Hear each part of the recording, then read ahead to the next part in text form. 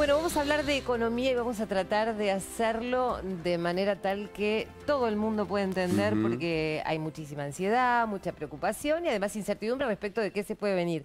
Por eso estamos con Hernán Lechter. Hola Hernán, ¿cómo estás? Un placer estar acá. Él es economista igualmente para nosotros. Bueno, ha habido declaraciones de Alberto Fernández, el presidente electo, diciendo que el 10 de diciembre no va a ser un día mágico, como que las cosas lógicamente no van a cambiar de un día para otro. ¿Qué se puede esperar en los plazos más pequeños para el bolsillo de la gente y para la economía cotidiana de los argentinos?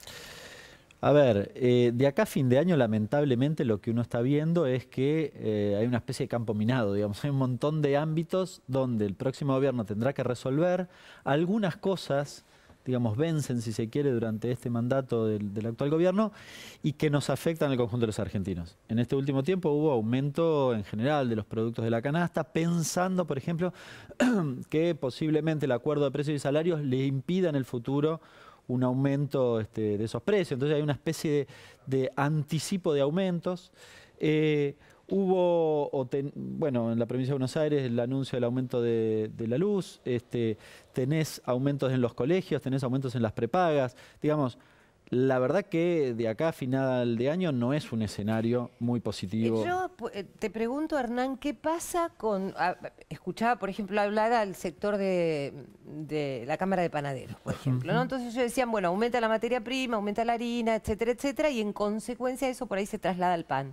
Pero ¿qué pasa con el tema de las prepagas, los colegios privados? ¿Es necesario, tienen ellos algún costo como para terminar definitivamente aumentando? En realidad, cuando vos ves que el de al lado aumenta, hay una tendencia a que vos aumentes en la misma magnitud por si acaso. No necesariamente. En el caso de las prepagas, ¿qué es lo que dicen las prepagas? Dicen, bueno, aumentaron los medicamentos tienen además insumos importados, con lo cual justifican desde ese lugar el aumento. Ahora, el tema es anterior a eso. El tema es si vos tenés un Estado que intenta intervenir y regular o no lo tenés. La discusión con las prepagas no es exclusivamente de sus costos, o en todo caso también sus costos hay que ver hacia atrás de la cadena cómo es la cuestión, cuál es el margen de rentabilidad, digamos, porque, o quién se está llevando la mayor tajada, que evidentemente no es el que contrata la prepaga, digamos, por el aumento significativo. El consumidor es la víctima, esto está claro. Entonces, digo, uno debería mirar hacia atrás. En el caso del pan pasa algo parecido. En realidad, hoy tenés la bolsa de harina a 1.600 pesos. El kilo de pan debería estar más o menos el 10%, claro. 160.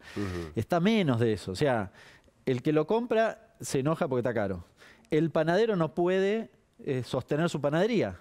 Entonces, bueno, ¿y cómo es la cosa? Bueno, tal vez el exportador está de parabienes, digamos. Me parece que esa discusión hay que darla. Claro. Recién hablabas de las energías, que es la base de la producción de muchas empresas, y Alberto hizo alusión a que debían hacer un esfuerzo. ¿Vos creés que, digamos, se va a retrotraer mucho más, digamos, la factura, los precios de la energía?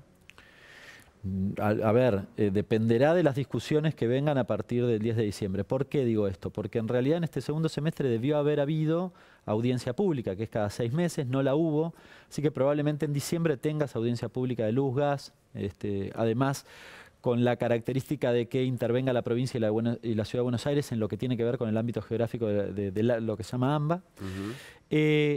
Y en realidad van a reclamar tarifas al valor del dólar, que por cierto, con la devaluación post-paso y de este último tiempo, van a reclamar un aumento sensible. No creo que vengan con, digamos, con un planteo de que no aumenten. Esta es una discusión central, porque además el presidente electo ha hecho muchas críticas en relación al aumento sensible de las tarifas. Y por cierto, el aumento sensible de las tarifas nos impacta a todos de distintas formas. A nosotros, cuando pagamos por nuestra casa, nuestro departamento. A las pequeñas empresas cuando tienen que, porque además tienen que sostener. Al panadero, que decía recién, también le complica el aumento de las tarifas. Hernán, en las últimas horas salieron declaraciones de la ex titular del Banco Central que hablaba de la posibilidad, sugirió, de desdolarizar la economía. Por otro lado, un economista como Santangelo decía que esto es poco probable y es complicado porque hay que ver la cartera de aquellas personas que ahorran en dólares. Cuando se habla de desdolarizar, ¿de qué parte de la economía estamos hablando? ¿De todo o de algún sector, como decías vos, por ejemplo, las tarifas?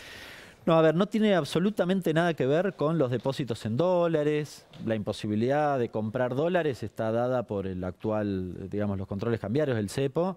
Así que esa es la Que se imposibilidad. presume va a continuar el cepo, Es que ¿no? está descontado, diría yo, que se va a continuar. No tiene sentido porque además tenés pocas reservas y tenés pocos dólares. Y tenés muchos dólares fuera del sistema bancario por la desconfianza que hay. Si tal vez eso se recupera, te permite ir desarmando eso. Pero no hace referencia a la desdolarización a meterse ni con los ahorros de las personas de a pie, ni de las empresas, ni de nadie. No es esa la discusión. La discusión de desdolarización es cómo hacemos en la Argentina para que los principales precios de la economía no estén dependiendo o atados al dólar.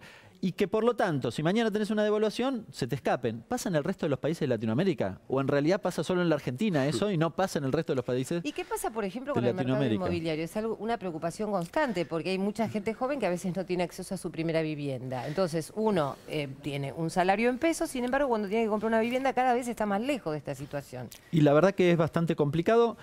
Desdolarizar el mercado inmobiliario, los intentos que hubo no fueron muy exitosos y me parece que ese es un lugar difícil de avanzar. Ahora, a mí me da la impresión que la discusión de desdolarización que hoy se está dando está relacionada con cuestiones que tienen más que ver con la vida cotidiana de los argentinos, por ejemplo, el combustible.